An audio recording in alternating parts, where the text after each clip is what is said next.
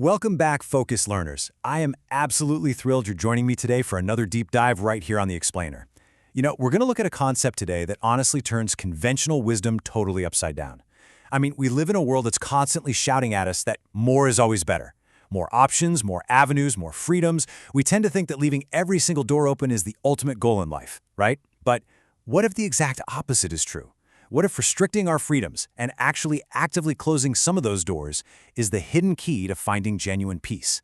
It's a completely counterintuitive idea, but it's brilliant. So we're going to unpack exactly how this works by taking a really close look at our source material today. Okay, let's dive into this. Does having more choices actually make us more stressed? Just think about your own daily life for a second. Think about the last time you tried to buy something super simple, or heck, even just try to pick a movie to watch on a streaming platform. You probably found yourself completely paralyzed by the sheer volume of options. Instead of feeling liberated by all those choices, you just felt exhausted.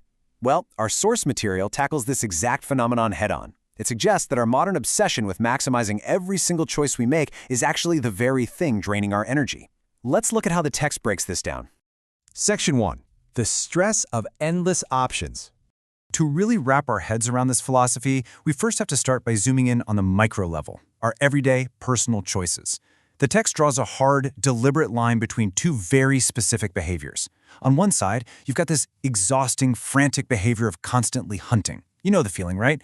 You're never resting, you're literally running from pillar to post looking for a better deal, checking just one more store, reading one more review, trying to perfectly optimize your choice. Contrast that against the alternative, the simple, quiet commitment of just making a choice and sticking to an option. And this brilliantly illustrates our modern anxiety. The source explicitly notes that stress comes precisely from running from pillar to post, checking out for a better deal. Now, I want to highlight something absolutely crucial here. The text doesn't say that stress comes from making the wrong choice. Not at all. It identifies the relentless pursuit of optimization as the exact origin point of our stress.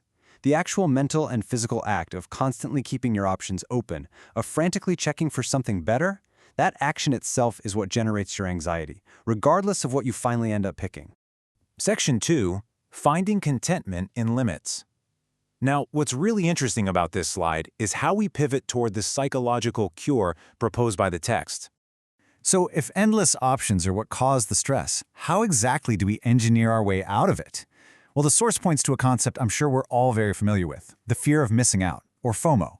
It names this specific anxiety, that nagging feeling that a vastly superior alternative exists just out of sight, as the absolute primary barrier to our personal satisfaction. It's like this invisible force field preventing us from simply enjoying what's right in front of us, all because our brain is too busy obsessing over the hypothetical deal we didn't get. To combat this, the text presents a super straightforward, highly effective psychological mechanism. Step 1, you start by intentionally limiting your options. Just cap it. And when you do that, it naturally triggers step 2. You remove the fear of missing out. Think about it. If there are literally no other options to check, you can't miss out on them. The anxiety just evaporates.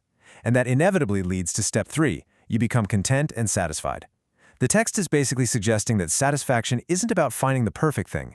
It's about eliminating the distraction of everything else. Let's quickly summarize the specific benefits of this mindset. By actively embracing limits, we become content with what we have. Suddenly, the outcomes we experience feel genuinely satisfactory. And most importantly, FOMO is entirely eliminated. By cutting off that endless supply of alternatives, we are finally giving ourselves the psychological permission to actually be happy with the choices we've made. It's an incredibly powerful argument for how restricting choices breeds true, deep contentment. Section 3. Freedom, Duties, and Chaos. Let's move to and see how this builds from personal shopping habits all the way up to the macro level of societal governance. This is where the source does something truly fascinating. We are dramatically zooming out now. At the personal level, as we just saw, unlimited options breed FOMO, which ultimately results in stress. But on the societal level, the text argues that having unlimited rights without the grounding anchor of fundamental duties leads directly to chaos.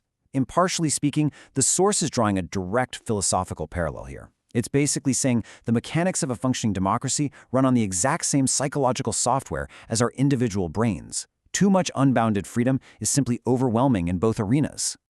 The source puts it exactly like this.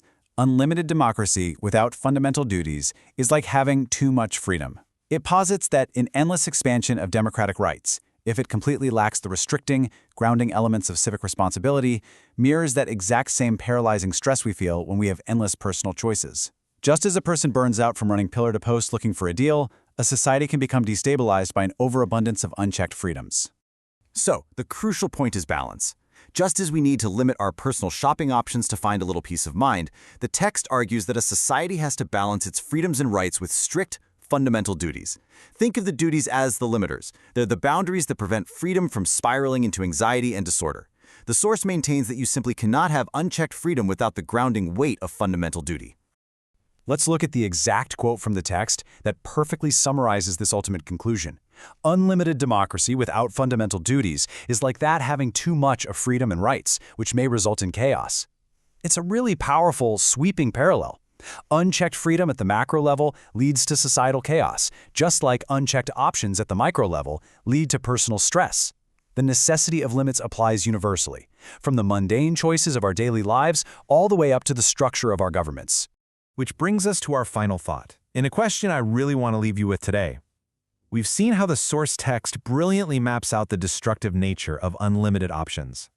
So look inward for a second. Where do you need to apply limits in your own life to find peace? Where are you exhausting yourself running from pillar to post? And where could you find true contentment simply by closing a few doors and just sticking to an option? Thank you so much for joining me on this explainer. Stay focused, stay curious, and I'll catch you on the next one.